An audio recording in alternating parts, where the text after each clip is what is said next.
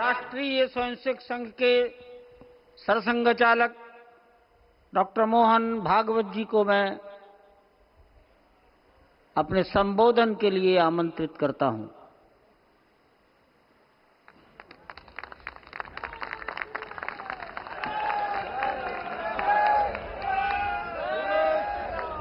देश के सम्माननीय यशस्वी और जयस्वी प्रधानमंत्री जी आदरणीय नरेंद्र जी मोदी,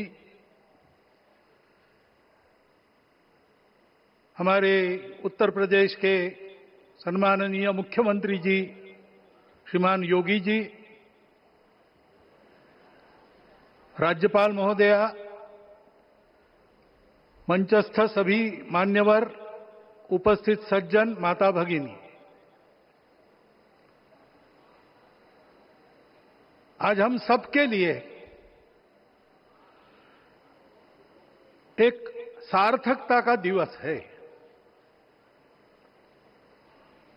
इतने लोगों ने सपना देखा, इतने लोगों ने प्रयास किए, इतने लोगों ने अपने प्राण अर्पण किए। आज उनकी स्वर्गस्थ आत्मा तृप्त हुई होगी। आज वास्तव में अशोक जी को वहां शांति मिली होगी।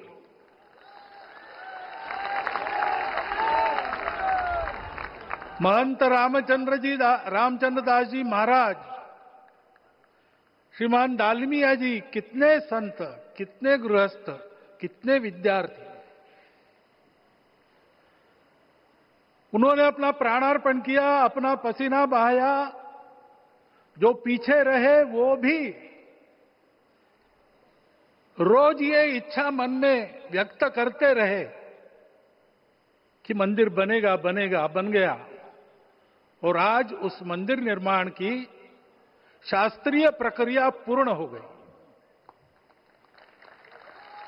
ध्वजारोहण हो गया। राम राज्य का ध्वज जो कभी अयोध्या में फहराता था और संपूर्ण विश्व में अपने आलोक से सुख शांति प्रदान करता था, वो ध्वज आज फिर से नीचे से ऊपर चढ़ता हुआ और अपने शिखर पर विराजमान होता हुआ हमने अपनी आंखों से देखा है, इसी देह में देखा है। ध्वज प्रतीक होता है। इतना ऊंचा ध्वज चढ़ाना कितना समय लगा आप जानते हैं। मंदिर बनने में भी समय लगा। 500 साल छोड़े तो भी 30 साल तो लगे ही। उस मंदिर के रूप में हमने कुछ तत्वों को ऊपर पहुंचाया है।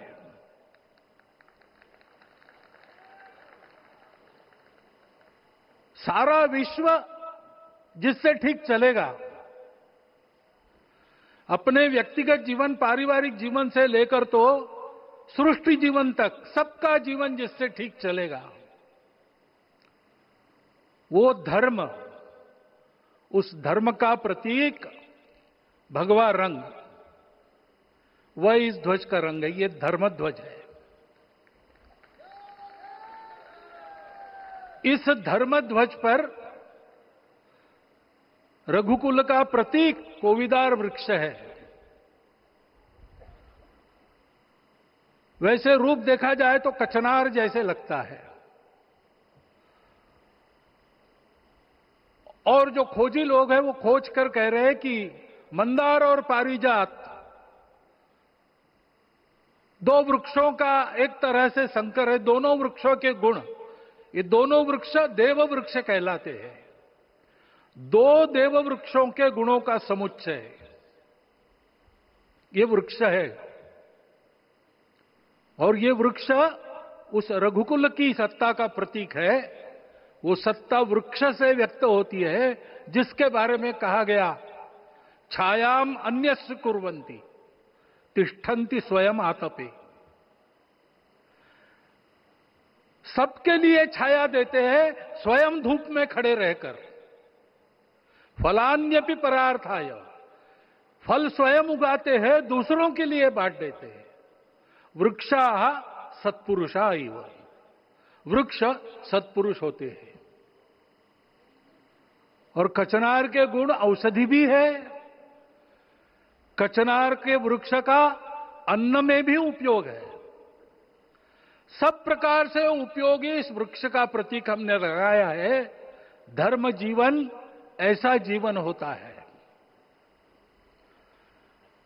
और ये जीवन जीना है, उस जीवन की प्रतिष्ठा करनी है, इस जीवन का झंडा शिखर तक पहुंचाना है। चाहे जितनी प्रतिकूलता हो, चाहे जितनी कठिनाइयां हो, साधनहीनता हो, सारी दुनिया स्वार्थ में बहती होगी, लेकिन हमारा संकल्प है। सूर्य भगवान उस तेज के, उस संकल्प के प्रतीक है। उनके रथ का एक ही चक्र है।